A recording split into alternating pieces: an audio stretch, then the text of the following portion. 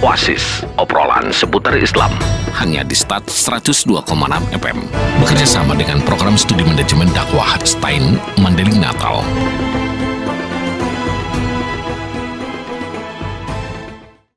Assalamualaikum warahmatullahi wabarakatuh. 102,6 FM. Start Surasi Suara, satu kata penuh makna, pasti selalu di hati.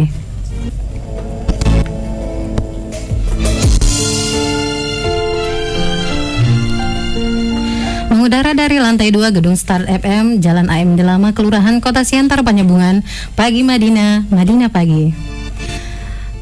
Sahabat Start FM, masih bersama saya Rahmi Wahyuni Emsos selaku moderator akan menemani aktivitas pagi sahabat Start FM dalam program Oasis, obrolan seputar Islam yang diprakarsai oleh kerjasama program studi manajemen dakwah Stein Mandailing Natal dengan Radio Start FM, penyambungan sebagai bentuk pengabdian kepada masyarakat. Dan pada pagi hari yang cerah ini telah hadir bersama kita Bapak narasumber kita, yaitu Bapak Hoirul Bahri Nasution selaku dosen program studi hukum keluarga Islam Stein Mandailing Natal, yang dimana pada saat ini sebagai sekretaris prodi IAT ya Pak ya, ilmu Al-Quran dan Tafsir. Iya. Oke, baik para sahabat Start FM, pada pagi hari yang luar biasa ini kita akan membahas tema yaitu tentang masalah historiografi penciptaan Adam, perspektif kaum sufi. Oke, baik Pak, bagaimana kabarnya Pak pagi hari ini? Alhamdulillah sehat walafiat.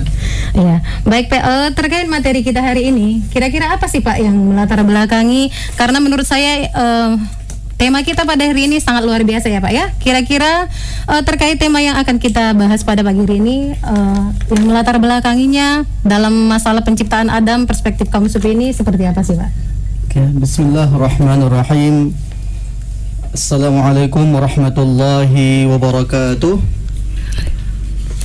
Innal hamdalillah nahmaduhu wa nasta'inuhu wa nastaghfiruhu wa natubu ilaihi wa na'udzu billahi min shururi anfusina wa sayyiati a'malina, man yahdihillahu fala mudilla lahu wa man yudlilhu fala hadiya lahu. Amma ba'd. Alhamdulillah, di pagi yang cerah ini kita bisa mengudara dari Start FM Penyambungan. Kali ini kita akan mengangkat topik tentang penciptaan historiografi penciptaan Nabi Adam dalam Al-Quran, perspektif kaum sufi. Iya. Tadi apa sebetulnya yang melatar belakangi kita untuk mengkaji, membahas tentang penciptaan Nabi Adam ini? Karena penciptaan Nabi Adam ini merupakan sejarah panjang dari kehidupan manusia. Dan Allah start awal ya Pak ya? Start awal penciptaan manusia. Maka kita harus tahu bagaimana awal mulanya diciptakan nenek moyang kita ini, dan sebetulnya apa tujuan dari Allah Subhanahu wa Ta'ala menghadirkan kita ke bumi ini. Kenapa tak tinggal di alam, ditinggal di surga atau di langit saja? Ya, sebagaimana awal tempat dari Nabi Adam adalah sudah di surga ya Pak ya? Itu yang pertama. Yang kedua, ini kisah Nabi Adam ini kalau kita lihat di dalam Al-Quran, ini tidak diceritakan, digambarkan, dikisahkan secara utuh sebagaimana kisah Nabi Yusuf. Allah kisahkan dalam satu surah Yusuf. Surah Yusuf. Ya, berbeda dengan Nabi Adam ya Pak ya? Berbeda dengan Nabi Adam. Kalau kita telusuri Nabi Adam, kisahnya itu terpisah-pisah di berbagai surah. Bisa kita katakan seperti puzzle, teka-teki, di mana satu kisah itu saling melengkapi dengan kisah yang lain. Jadi mesti harus kita kaji dulu satu persatu biar bisa kita dapat makna yang sebenarnya dari penciptaan Adam tadi ya Pak ya? Betul sekali. Jadi kisah Nabi Adam ini menyimpan banyak rahasia, menyimpan banyak pesan, itu bagi kita yang bisa menangkap. Jadi yang bisa menangkap pesan-pesan ini diantaranya adalah kalangan kaum sufi. Maka kita ingin menangkap pesan-pesan yang bisa ditangkap oleh kaum sufi. Oh iya. Jadi kan kalau misalnya kita membahas tentang masalah kaum sufi ini ya Pak ya, dimana kaitannya adalah tentang tasawuf. Dimana kalau misalnya orang yang sudah memahami tasawuf itu berarti mahabbah tertingginya adalah insan ya Pak ya. Jadi kalau misalnya kita mengkaji hal ini, kira-kira seperti apa itu Pak? Jadi kalau kita mengkaji dari sudut tafsir, dalam kajian tafsir itu termasuk salah satu cara, metode ya menafsirkan Al-Quran itu ada menafsirkan dengan bil ma'sur, nas Al-Quran, nas hadis. Kemudian ada dengan penafsiran bil ra'yi, dengan logika akal. Lalu yang terakhir ini tafsir isyari, menafsirkan dengan isyarat-isyarat, dan inilah yang menjadi kajian lahan bagi orang-orang sufi. Oh, berdasarkan tafsir ini Pak ya? Isyari. Isyari. Jadi kita ingin melihat bagaimana ayat Al-Quran yang menceritakan tentang perihal Nabi Yuna Adam alaihissalam ini dari kacamata orang sufi. Jadi dalam Al-Quran itu kisah Nabi Adam ini ada di berbagai surah. Kita jumpai di surah Al-Baqarah ya, ayat 37. Kita juga jumpai di surah Al-Isra ayat 61-65. Kita jumpai di surah Al-Hijr ayat 28-43. Kita jumpai di surah Taha ayat 115-124. Kita jumpai juga di surah Al-A'raf ayat 11-27. Kita jumpai juga terakhir di surah Shad ayat 71 hingga 85. Oh, berarti memang seperti yang disampaikan tadi ya Pak ya, tidak dalam satu surah dijelaskan oleh Allah, tetapi dalam banyak surah dijelaskan tentang masalah penciptaan Adam tadi ya Pak ya. Baik, bukankah dalam kisah penciptaan Adam ini bahwasanya dijelaskan Allah memang menjelaskan bahwasanya Allah akan menciptakan khalifah di muka bumi. Bukankah dalam kisahnya dijelaskan bahwasanya ada kecemburuan daripada ada ungkapan daripada malaikat bahwasanya kenapa mesti harus diciptakan khalifah di muka bumi, sedangkan malaikat berani memprediksi bahwasanya khalifah yang di muka bumi ini akan membawa kerusakan, akan membawa pertumpahan darah. Betul. Itu bagaimana tanggapannya Pak? Jadi ini Allah firmankan dalam Al-Quran dalam surah Al-Baqarah, ketika Allah firmankan itu yang bunyinya a'udzubillahi minasyaitonirrajim. Bismillahirrahmanirrahim. Wa idh qala rabbuka lil malaikati inni ja'ilun fil ardi khalifah. Dan ingatlah ketika dahulu Allah Subhanahu wa taala berfirman kepada malaikatnya bahwa Allah Subhanahu wa taala inni ja'ilun, ingin menjadikan. Jadi Allah berencana ingin menjadikan khalifah. Tidak disebutkan khalifahnya ini dari kalangan mana? Apakah dari kalangan jin, apakah dari kalangan malaikat, atau alam semesta lainnya, tumbuh-tumbuhan, hewan, gunung seterusnya. Tak disebutkan. Oh, belum disebutkan oleh Allah ya. Yang penting Allah sampaikan, aku akan menjadikan makhluk. Bagaimana pandanganmu? Bagaimana tanggapan kalian? Tapi di situ langsung malaikat memprediksi bahwasanya khalifah yang akan diciptakan ini akan membawa kerusakan. Kira-kira kenapa bisa malaikat sampai bisa memprediksi seperti itu? Nah, jadi kenapa muncul jawaban, respon malaikat? Ini mengisyaratkan satu hal, bahwa Allah ketika ingin menciptakan sesuatu tidak memutlakkan keinginannya, meminta bagaimana pendapat. Nah, jadi ini bisa kita kondisikan dalam masyarakat kita ini. Kita selaku pemimpin, kita harus membuka diri, meminta masukan. Allah saja masih memberikan masukan ya Pak ya. Istilahnya masih memberikan kesempatan. Malahan itu adalah ciptaannya yang Allah ciptakan. Kalau kita hanya sebagai pemimpin, itu masih Allah yang menciptakan. Saya dan yang saya pimpin. Ya seperti itu Pak. Allah Ta'ala saja meminta bagaimana tanggapan kalian. Maka tanggapan yang muncul dari malaikat itu, makhluk yang akan diciptakan itu kemungkinan besar dan prediksi mereka akan membuat kerusakan, menumpahkan darah. Kenapa muncul ini? Karena dunia ini sebelum ketika Allah ciptakan lengkapi isi dan bumi dan langit ini, Allah jadikan langit menghuninya malaikat, bumi ini sudah dihuni oleh jin. Oh, jadi sebelum khalifah Israel kita sebagai manusia ini ditempatkan oleh Allah di muka bumi, sebenarnya sudah ada yang menghuninya. Oh, itu udah jin ya Pak ya? Dan mereka ini sudah terbiasa menumpahkan darah dan membuat kerusakan. Dan ini kenapa hubungannya dengan khalifah? Ini kan masalah kepemimpinan. Berarti kemungkinan besar dalam merebut kepemimpinan itu akan banyak menumpahkan darah dan membuat kerusakan, sebagaimana dalam kita lihat di negara-negara besar untuk menjadi pemimpin, untuk menjadi presiden, itu akan banyak membuat kerusakan, akan banyak menumpahkan darah, banyak orang meninggal. Ya. Polisi berantam, berkelahi dengan rakyat, dan seterusnya. Ini. Kemudian disinilah malaikat mengatakan, wa nahnu nusabbihu bihamdika wa nuqaddisu lak. Sementara kami ya Allah kerjanya bertasbih memujimu dan mensucikanmu. Kenapa enggak dari kalangan kami sajalah yang jadi khalifah? Khalifah, ya. Karena kami enggak membuat kerusakan, tidak menumpahkan darah. Kenapa enggak dari kami sajalah khalifah itu? Oh, saya ciptakan makhluk lain. Maka kata Allah, inni a'lamu ma la ta'lamun. Aku lebih tahu ya keadaan sesuatunya ini daripada kalian. Oke, baik Pak, nanti kita lanjutkan lagi. Kita akan jeda sebentar ya Pak, siap. Untuk mendengarkan iklan berikut. Hubungan yang harmonis mencegah tindak kekerasan terhadap perempuan dan anak.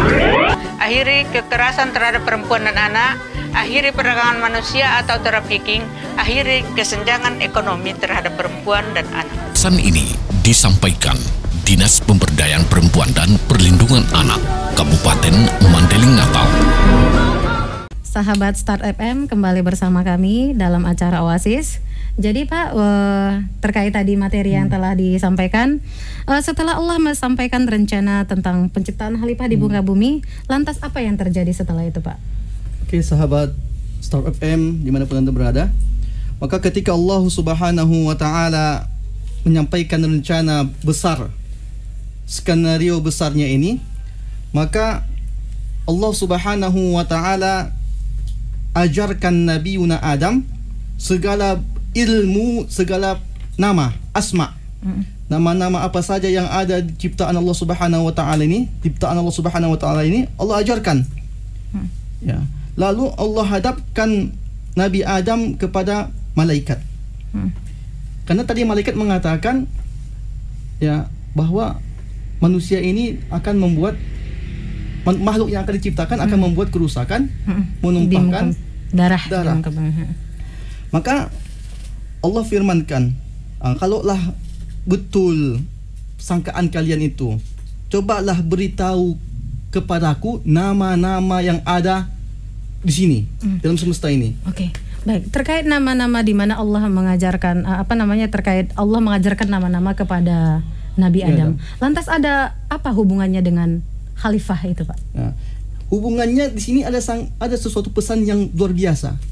Bahwa ketika kita ingin mengkader, menciptakan seorang pemimpin, kita juga harus membekali pengetahuannya. Maka Allah Subhanahu wa Ta'ala ketika ingin menciptakan, mencanangkan Nabi Yuna Adam menjadi khalifah di bumi, Allah siapkan bekali Nabi Adam dengan banyak pengetahuan.